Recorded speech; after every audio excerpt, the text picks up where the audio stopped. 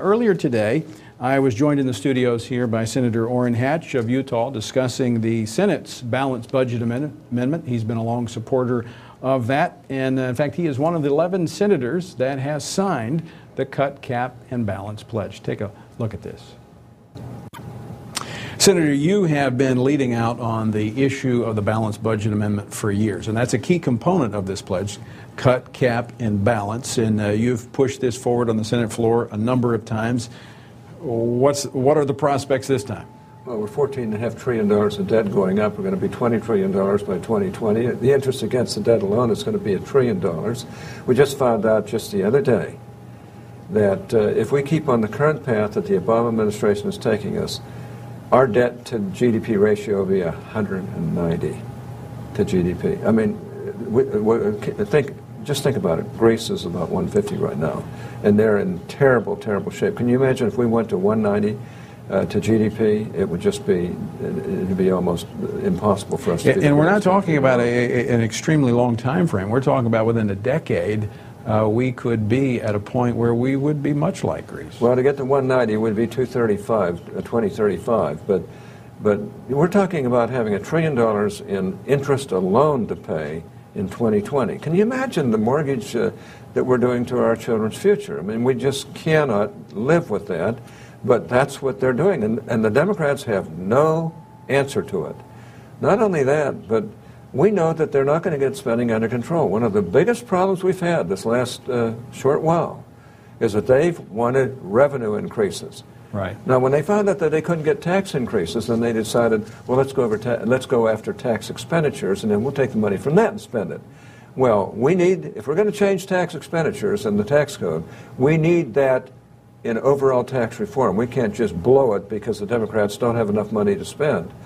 And the balanced budget amendment, I've come to the conclusion it's the only thing that will get these people, under control.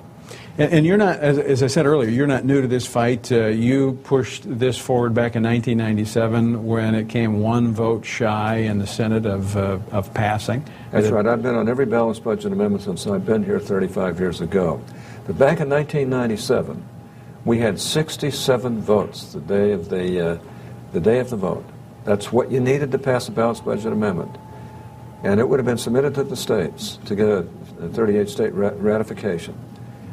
And one of our senators who wanted to be up front, wanted to be at all the press conferences, wanted to have the prestige of supporting it, the unions in his state said they wouldn't support him, and he flipped on the last day. And that went down to defeat by one vote. Now, can you imagine?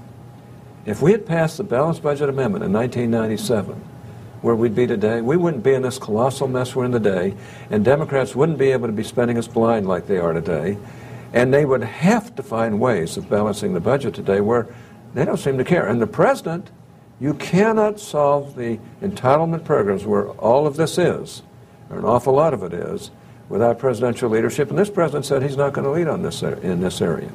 Let's talk about the specifics of the balanced budget amendment, Sure. What it does, how it works. It won't allow them to raise taxes easily, so there's some protections here.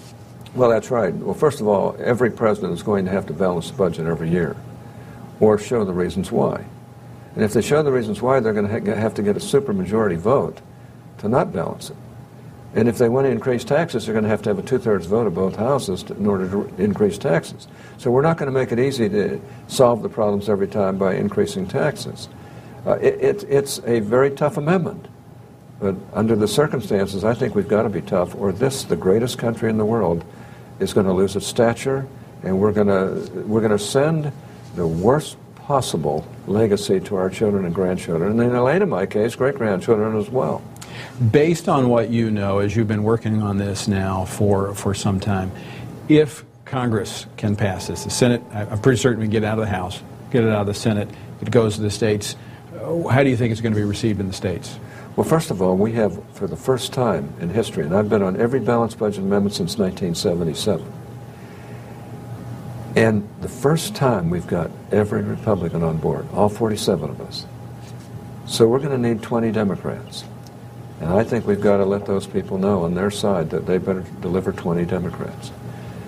Now, should we get it out of both the House and the Senate, by the requisite two-thirds votes in both houses. Then we send it to the states, and we've got to get 38 states, or three-quarters of the states, to ratify. I think it'd be ratified so fast your heads would be spinning, because the American people are fed up with it. They can see our country going down the drain. And there's good reason for it, because look at how deeply in debt we really are and how it's mounting every day of our lives. It's just awful. And it's going to be tough, but it would be the right thing to do. We're hearing about the significance of this problem, the seriousness of the deficit. We're looking at Greece. We're seeing what's happening in Europe. Do your colleagues really get the seriousness of this moment?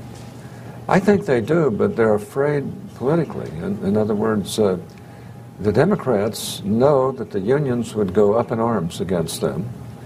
They also know that they can't keep themselves in power except through spending. And their spending is blind and claiming credit for all they're doing for people when, in fact, they're bankrupting the country. 30 seconds. What's it going to take to get it across? What do people out there across the country need to do?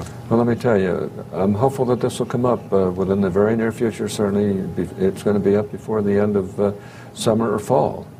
And the only way we're going to be able to pass this is to get everybody in this country on board, Democrats, independents, Republicans, others, everybody, calling Washington, calling their representatives, their senators, and saying, we're not going to vote for you unless you pass this balanced budget amendment. And you've got to offset the unions and the other left-wing organizations that are in power only because of the big spending practices of the Democrats and some liberal Republicans in the past here in Washington. We've just got to fight this through, and I think Democrats, independents, and Republicans throughout this country are about fed up with what's going on in Washington. But we got to get in action. We've got to all get up and start fighting for this, and we got to let our representatives and senators know we're not going to put up with this type of profligate spending anymore, and we're going to get this under control with a balanced budget amendment. I think people are ready to do it. Senator Orrin Hatch. Well, thank you so much. I appreciate all you do. All right. And Tony, let me stress one reason why Senator Hatch's leadership on this is so important. He is somebody who's been here. As he said, he's been on every balanced budget amendment since 1977.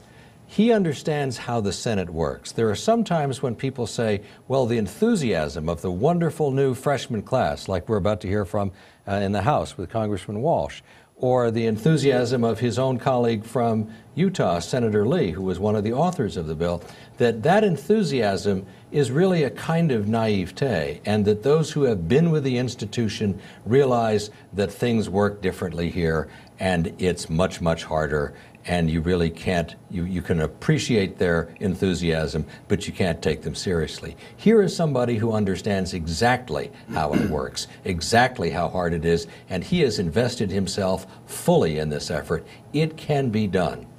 And as you said, Senator Hatch is one of the 11 senators who has signed the pledge so far.